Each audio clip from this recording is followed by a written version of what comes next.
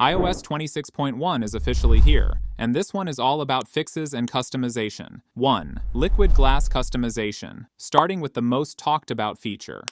Liquid glass customization. You can now choose between two looks, clear or tinted.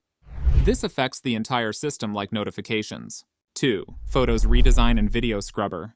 In the Photos app, the video scrubber has been redesigned with smoother controls and better visibility. When you select multiple photos, the top menu has also been rearranged, now with cleaner icons for hide, favorite, and play. 3. Alarm and timer. Apple reintroduced a nostalgic yet practical feature. Instead of large on-screen buttons that could be pressed, now you can swipe to stop. 4. Folder and settings design refinements.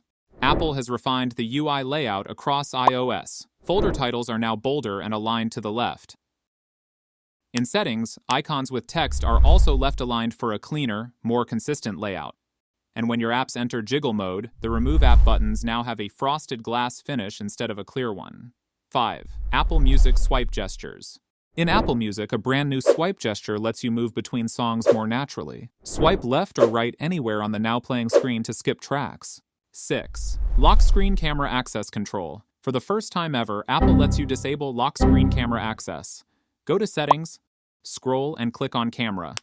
Again, scroll and look for the access from lock screen and toggle it off. It's a small privacy win. 7. Local capture and security upgrades. First, the new local capture option under Settings. Scroll down and click on General. Again, scroll and click on Local Capture.